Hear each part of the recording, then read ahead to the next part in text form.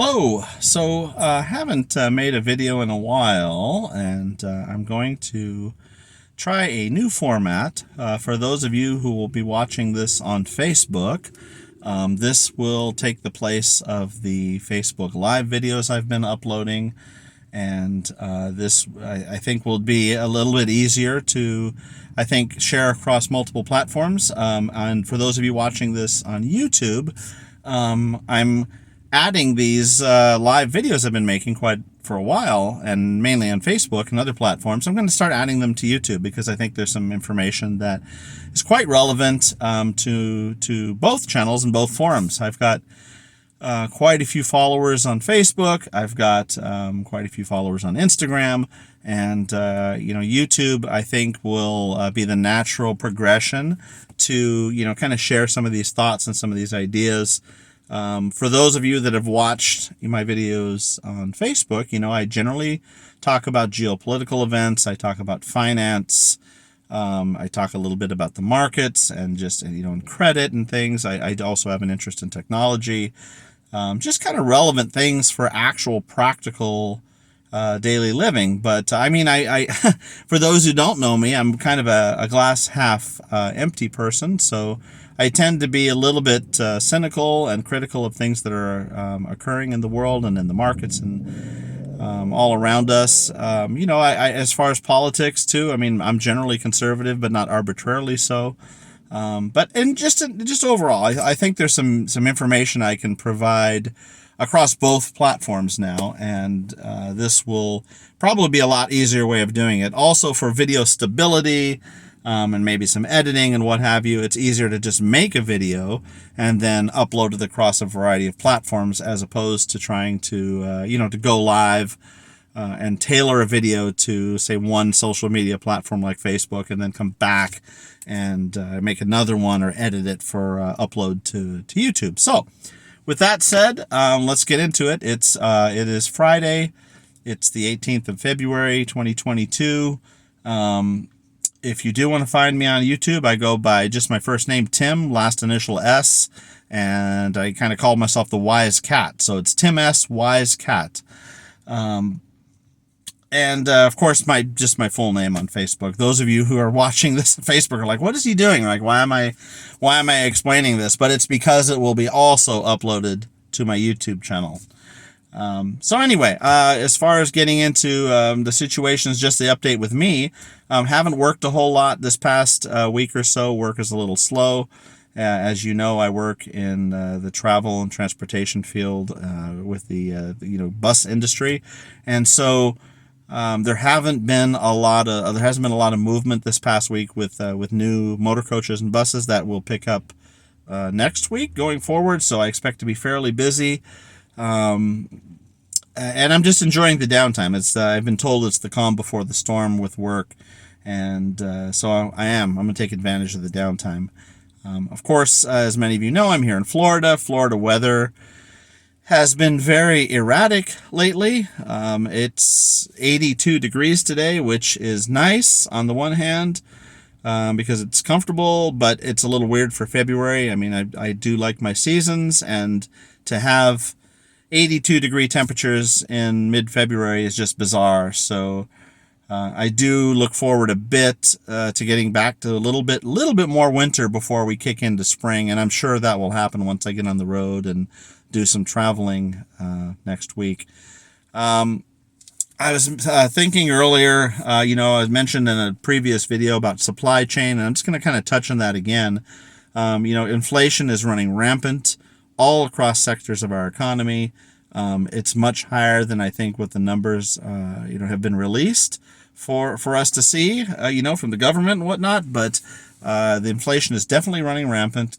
Fuel prices are at least 40 to 50% higher than what they were just a little over a year ago, and that is reflected, depending somewhat on what geographical location you're in.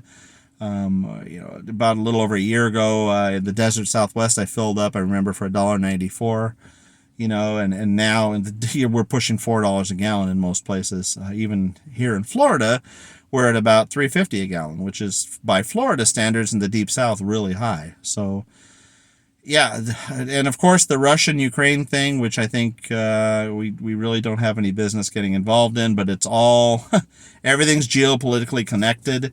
It's rattling the markets. I would, if I had my druthers, I'd say just run away from that whole situation. It's not our business, not our mess, and there's not much we can really do about it. But it's rattling the markets for energy prices for sure. I mean, oil was, I think the day before yesterday at $95 a barrel, which is a multi-year high. And today I think it's dipped a little bit. It's in the high 93s last I checked. And so there's no signs really of a decrease in the energy markets. Supply chain's rough. I mean, it's funny that you can go out and get in certain restaurants and get a dinner right now, like with seafood or crab legs or steak or some of these commodities, like these staple proteins in a restaurant cheaper than you can get them in the store. If you wanted a pound of king crab legs, I looked at Sam's Club yesterday. It's like $45, $46 a pound, and that's considered like a wholesale price, right? But you could go to a restaurant right now in many markets, and you could get a 1 pound king crab leg dinner for about $40. So, I mean, that's just bizarre. I mean, it shows the disruption and the lack of price discovery in our supply chain right now, that you can go to a restaurant and have a full service meal of crab legs or a steak or something. You can go get a steak dinner for about $20 in most, mid-range steak restaurants. But to buy that steak and the stuff to prepare it in a grocery store, if you can find it, would actually cost more. So, it's a boom for restaurants for the time being, just because of their negotiating power of getting, buying in bulk. But I think as we go forward, inflation is going to get a lot worse. I'm not going to emphasize a whole lot of that just in this one video. I'm going to try to keep it short. I know that about the attention span of most people with watching these videos is anywhere from like 10 to 15 minutes. I mean, if you go over 15 minutes, it's really rough. And I'm the same way, right? I have a number of YouTube subscriptions for things that I have an interest in. And when it starts to eclipse much beyond 10 minutes, 12 minutes, and pushes to 15, I don't have time, right? And we're all busy. Most of us don't have time for that. So short, concise, targeted videos, I think, is a lot better, and I think going forward, I'm going to have more subject, targets, right? If I want to talk about finance, I will, or technology, or what's going on geopolitically in the world, or even personal stuff that's going on with me. I think I'm going to try to break these up into different videos and different uploads. That way, those who have an interest in one particular segment or just, topic can click on that. These longer, broad-based videos just don't really play out so well because, everyone has a different perspective. Like some people that I know personally just want to hear what's going on with me. And then there are other people that follow me that want to know my take on the financial markets or what's going on in the world. So I think we're going to chop that up as well. So some changes coming for sure. Let's see, what else? I may have mentioned already, I mean, I went to Taco Bell the other day, and it was just another thing about the supply chain, and had my lunch there. There weren't many people in the restaurant. In fact, I think I was the only one there when this happened, but the staff was cheering and all of a sudden started to react like positively. And I'm like, what's going on? And I asked the manager, I'm like, what's going on here? Like, what's, and I found out that they were out of just about everything. They were running out of ground beef, running out of tortillas. They were almost out of cheese. Their sour cream was almost gone. Vegetables they hadn't had a truck in weeks. And so the reason they were cheering was that they got a semi that pulled in, a Taco Bell truck, a Yum Brands truck, pulled in and started unloading pallets of food. And I guess it was pretty serious. Like they had mentioned, they may have to close the restaurant within a couple of days or a day or so if that didn't happen. So they were like really happy they got to keep their jobs. So, more power to them. But that illustrates where we're at in the supply chain. It's just a mess right now, So what else? So what can I touch on really quick here before I go too long? I do mention technology a lot. I think, I've been an Android person for a long time. I know people really love, iOS and iPhones. It's just never been something I've been interested in. I don't like the ecosystem because of its restrictions and whatnot. So the big exciting thing for Android right now is that the Samsung Galaxy S22 Ultra is out.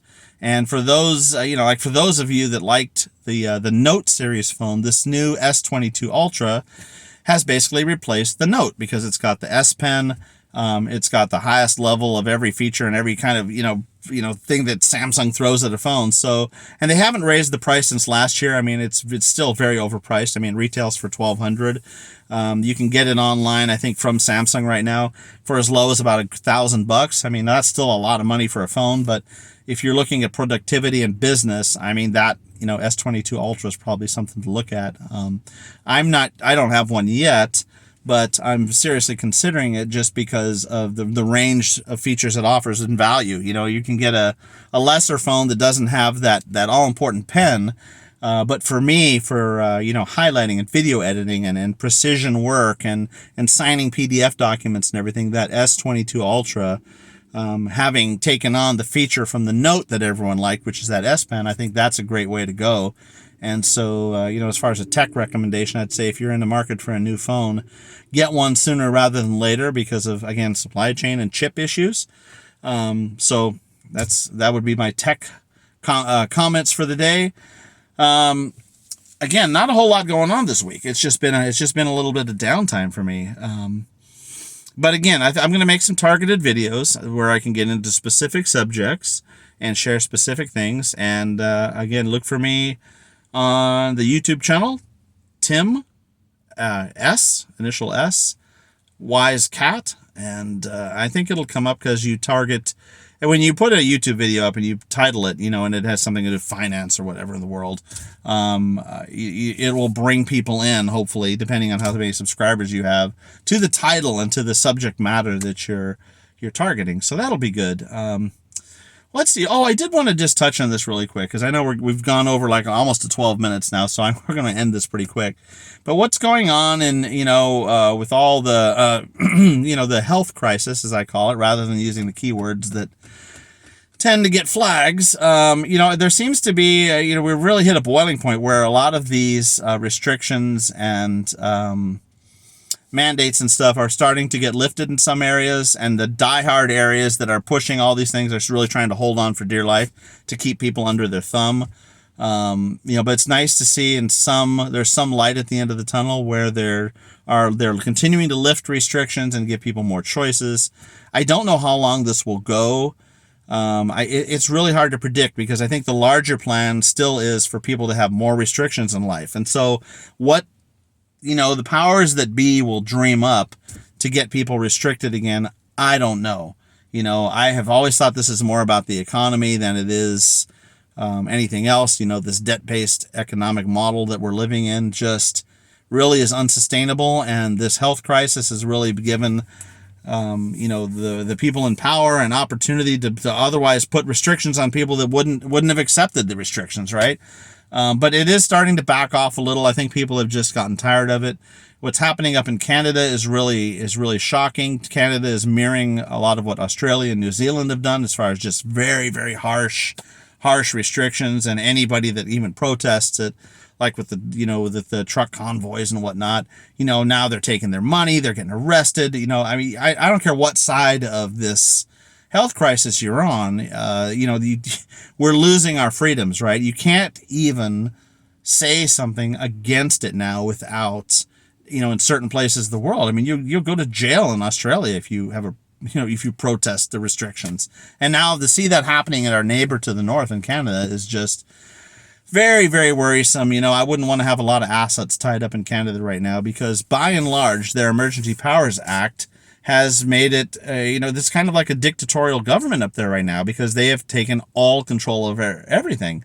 And those who are protesting the current and ongoing mandates, they're losing their bank accounts. They're losing their freedom. They're getting arrested at this point.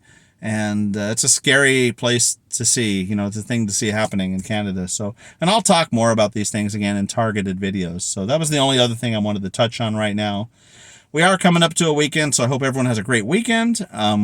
Look for some new content and, again, some more targeted videos, and those will probably be found more so on the YouTube channel than they will on Facebook.